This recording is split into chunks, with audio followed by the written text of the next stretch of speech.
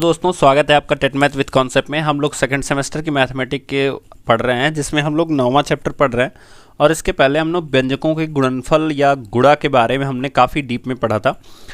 Next chapter है, next session है हमारा सर्वसमीका के ऊपर। सर्वसमीका क्या होती है, आज हम उसके बारे में काफ़ी अच्छे से जीरो लेवल से आराम से धीरे धीरे जानेंगे क्या सर्वसमीका होती है। और साथ साथ में हम ये भी जानेंगे कि क्या मानक सर्वसमीका होती है। तो जैसा कि आप लोग देख पा रहे हो, और अगर आप लोग चैनल पर पहली बार आए हो तो प्लीज़ सब्सक्राइब कर लीजिए, लाइक कर लीजिए। और आप लोगों को इंग्लिश की जितनी भी चैप्टर हैं वो आपको डिस्क्रिप्शन बॉक्स में प्लेलिस्ट मिलेगी, वहाँ पे जाके आप लोग देख सकते हैं। आपको प्रारंभिक शिक्षा के नवीन प्रयास और वर्तमान भारतीय समाज एवं प्रारंभिक शिक्षा के भी आपको सारे के सारे चैप्टर्स मिल जाएंगे। डिस्क्रिप्शन बॉक्स में उनकी लिंक दे दी गई है। क्लियर? तो स्टार्ट करते हैं। तो दिया गया है जो हमारी सर्वसमीका है उसमें आज हम लोग स्पेशली सर्वसमीका के बाद मानक सर्वसमीका पढ़ेंगे, जिसके बारे में काफ़ी डीप में आज हम लोग पढ़ेंगे इस चैप्टर के बारे में। तो इनको हम स्टार्ट करते हैं। तो ये पूरा का पूरा चीज़ हम लोग एक उदाहरण से समझते हैं जो आपके सामने लिखा गया है। जैसे लिखा गया है कि अमित के पास कुछ रुपए हैं। अब वो रुपए हम मान लेते हैं क्या हैं, तो वो रुपए हमने मान लिया कितने हैं, यक्स रुपए हैं। सुमित के पास अमित से 1 रुपये ज़्यादा है, तो सुमित के पास यानी इस सुमित के पास इस अमित से क्या है, 1 रुपये ज़्यादा है। तो अगर इसके पास यक्स है तो इसके पास कितना हो जाना चाहिए, यक्स प्लस 1। उसके बाद दिया गया है दोनों के रुपयों की संख्या, मतलब अगर ये यक्स प्लस 1 है और ये यक्स है, दोनों के जो रुपयों की संख्या है का गुणा करने पर, अब इन दोनों का गुणा करा दे। जैसा कि आप लोग देख पा रहे हो, यक्स गुणे यक्स प्लस 1 लिखा गया है। इनका गुणा करने पर प्राप्त गुणनफल, तो इनका गुणा करने पर जो गुणनफल प्राप्त होगा वो आपको क्या मिलेगा, गुणनफल अमित के रुपयों के वर्ग संख्या का वर्ग है। तो अमित के कितने रुपए हैं, यक्स हैं, ठीक है, और इसका वर्ग कितना हो जाएगा, यक्स स्क्वायर। तो इनका जो गुणनफल होगा वो अमित के रुपयों की, ठीक है, अमित के रुपयों की संख्या का वर्ग है और उसके रुपयों की संख्या के योग के बराबर है। मतलब ये जो x multiply by x plus 1 है, ये अमित के रुपयों की संख्या के वर्ग और उसके रुपयों के योग के बराबर है। तो उसकी संख्या का वर्ग कितना हो जाएगा, यक्स स्क्वायर, और उसके रुपए कितने हैं, तो यक्स हैं। मतलब अब ये दोनों क्या होंगे, आपस में बराबर होंगे। तो जैसा कि आप लोग देख पा रहे होंगे, मैं फिर से इसको शुरू से बताता हूं, ध्यान से समझना। दिया गया है अमित के पास कुछ रुपए हैं, तो आपने मान लिया वो के रुपए कितने हैं, यक्स हैं। फिर कहा गया है सुमित के पास यक्स प्लस 1 रुपए हैं, तो हमने लिख लिया सुमित के पास कितने हैं, यक्स प्लस 1 रुपए हैं, क्योंकि 1 रुपये अधिक है सुमित के पास, तो हमने लिख लिया यक्स प्लस 1 रुपए है। दूसरी कंडीशन दी गई है कि दोनों के रुपयों की जो संख्या है, मतलब इन दोनों के रुपयों की जो संख्या है वो हमारे किसके बराबर होगी, संख्या का गुणा करने पर। मतलब इन दोनों का हम आपस में क्या करा दें, गुणा करा दें, तो प्राप्त जो गुणनफल है वो अमित के रुपयों की संख्या का वर्ग, तो अमित के रुपयों की संख्या कितनी है, यक्स है, इसका वर्ग करोगे तो क्या मिलेगा, यक्स स्क्वायर, और उसके रुपयों की संख्या के योग, मतलब इसमें हम क्या कर दें, यक्स जोड़ दें। तो ये जो है ये किसके बराबर होगा, तो x multiply by x plus 1 के बराबर होगा। जैसा कि यहाँ पे आप लोग नीचे देख पा रहे होगे, x plus 1 is equals to x square plus x यहाँ पे दिया गया है, तो ये इसके बराबर होगा।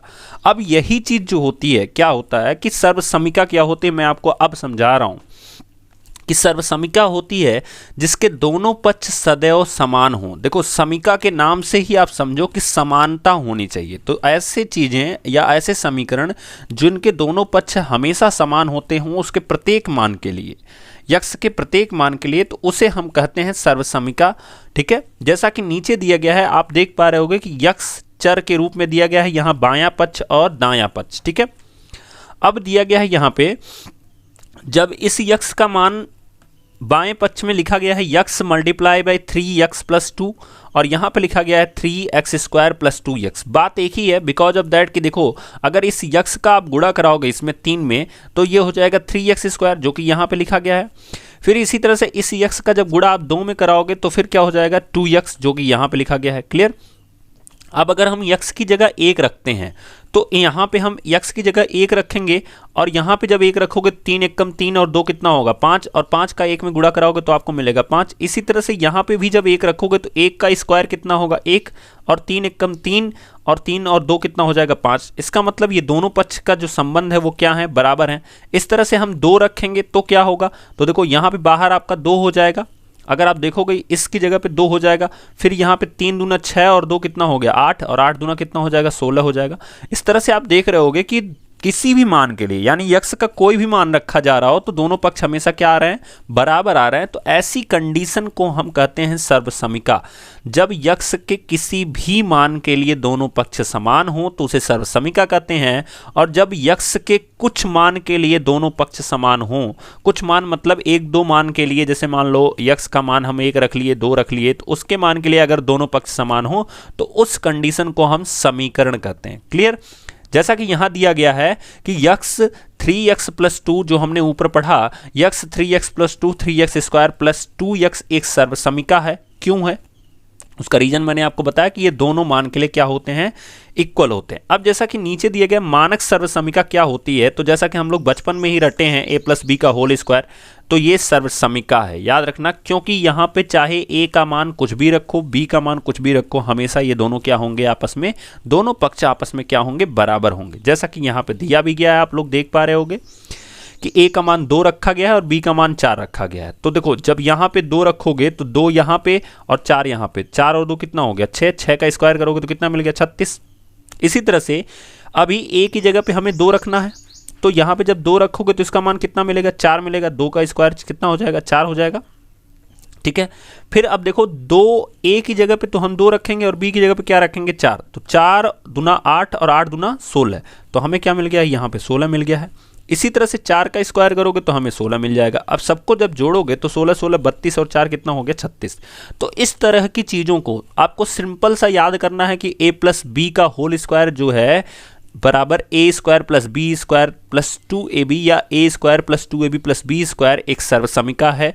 फिर उसके बाद इसी तरह से a - b का whole square a² - 2ab + b² जो है ये भी एक सर्वसमिका है। याद रखना, जब यहाँ प्लस है तो यहाँ सबके पास प्लस होगा, और जब यहाँ बीच में माइनस है तो यहाँ पे सिर्फ और सिर्फ 2ab के पहले माइनस होता है। याद रखना, चेंज सिर्फ 2ab के पहले होता है, तो इसको आप ध्यान में रखिएगा, आपको कभी मिस्टेक नहीं होगा। आप दोनों फार्मूले सेम हैं, अगर वहाँ पे ब्रैकेट में बीच में माइनस दिया गया है तो सिर्फ और सिर्फ 2ab के पहले माइनस लगेगा, बाकी अगर प्लस है तो सबके पास प्लस होगा। ठीक है, इस तरह से आप याद रख सकते हो। And the next is given here that कि आपका नेक्स्ट जो सर्वसमिका दी गई है, ये सब तो उसको प्रूव करने के लिए दिया गया है, a² - b²। जो तीसरी सर्वसमिका आपके सामने रखी गई है a² - b², इसका फॉर्मूला क्या होता है a + b × a - b। तो कभी कभी क्या करता है कि a + b × a - b ही दे देगा, तो याद रखो कि ये दोनों एक दूसरे के समान होते हैं। अगर आपको दोनों जगह स्क्वायर दिख रहा है, ध्यान से देखो, अगर दोनों जगह स्क्वायर दिख रहा है तो एक बार प्लस के साथ लिखेंगे और एक बार किसके साथ लिखेंगे, माइनस के साथ लिखेंगे। तो इस तरह से हमारी ये सर्वसमिका हो जाएगी। नेक्स्ट दिया गया है, देखते हैं। तो हमारा नेक्स्ट सर्वसमिका दी गई है x + a x - a = x² + ab × x + ab। ठीक है, तो आप देखो ये लगेगा कैसे, बड़ा सिंपल सा है, इन दोनों का गुणा करा दो, तो x का x में गुणा कराओगे तो क्या मिलेगा, जैसे ये फंक्शन मैं पिछले वीडियो में ही बता चुका हूँ, ये जो मल्टीप्लिकेशन का फंक्शन होता है। ठीक है, तो x का जब, अब देखो इसमें क्या है कि इस ब्रैकेट को ऐसे ही रहने दो, इसको नहीं छेड़ना है। इसके एक मान को उठा लो, तो x को उठाए x में गुणा करा दो, फिर x को उठाए b में गुणा करा दो, तो आपने x को x में गुणा करा दिया तो आपको मिल गया x²। ठीक है, फिर आपने x का जब b में गुणा करा दिया तो आपको मिल गया xb। क्लियर, फिर इसी तरह से a का x में गुणा करा दो तो आपको क्या मिल जाएगा ax, फिर इसी तरह से a का ab में गुणा करा दोगे क्या मिल जाएगा ab। अब ध्यान देना कि ये तो x² होगा, ये वाला फंक्शन, इन दोनों में कॉमन कौन सी चीज़ है, तो कॉमन x है, तो उसको बाहर निकाल लिया गया, तो यहाँ पे बचा b और यहाँ पे बचा a। चूंकि दोनों प्लस के साथ हैं इसलिए a + b लिख दिया गया है, b + a भी लिख सकते हैं हम, और यहाँ पे a भी पूरा का पूरा था ही। क्लियर, तो इस तरह से हमारी जो चौथी सर्वसमिका दी गई है वो दी गई है x + a × x + b = x² + a + b × x + ab। ठीक है, तो इसको याद करने की कोई ज़रूरत नहीं है, अगर आपको a + b का होल स्क्वायर याद है तो ये भी याद हो जाएगा, बस गुणा कराना आना चाहिए। तो कंपलसरी ये है दोस्तों यहाँ पे कि आपको जो मल्टीप्लिकेशन मैंने पिछले वीडियो में बताया था ना, गुणा, उसको जाके ध्यान से देखो और काफ़ी सारे क्वेश्चन वहाँ से लगाओ। तो हम लोग नेक्स्ट वीडियो में जब मिलेंगे तो हम लोग मिलेंगे चित्रों के आधार पे कैसे समीकरणों का निर्धारण किया जाता है।